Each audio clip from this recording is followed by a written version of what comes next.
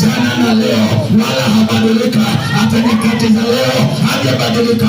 Anaweza kukutoa kwenye shida yako, anaweza kukutoa kwenye mateso yako, anaweza kukuokoa na tabu yako, anaweza kuondoa msiba wako, maana habadilike.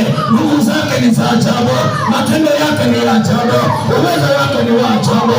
Alimfufua Lazaro kutoka katika kaburi baada ya kuzikwa siku 4, ameanza na kuoza ananuka, lakini kwa uwezo wake alirejesha uzima. Ni lipi linalomshinda? Katika ugonjwa anaweza kukuponya wewe, hata bado hujafa, wewe bado hauko mzima, bado unapumua kama Lazaro aliyekufa alifufuliwa. Vipi kuhusu wewe ambaye hata hujafa? Hiyo ni kazi ndogo tu kwa Yesu.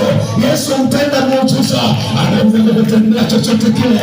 Wewe fungua tu moyo wako, wewe mkaribishe tu ndani yako, maana hajawahi kushindwa.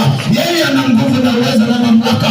Ndio maana tumekuja mahali hapa jioni ya leo kutangaza shuhuda zake, kutangaza neno lake, maana neno lake ni uzima, neno lake ni nguvu, neno lake ni mamlaka. Kwa hilo neno tunapata kuponywa, kwa hilo neno tunafunguliwa, kwa hilo neno tunasimamishwa, kwa hilo neno tunatiwa nguvu, kwa hilo neno tunapata mamlaka. Tutapiga wachawi watakimbia, tutaharibu kazi za kipepo zitaharibika kwa jina la Yesu Kristo. Mpigie Yesu makofi.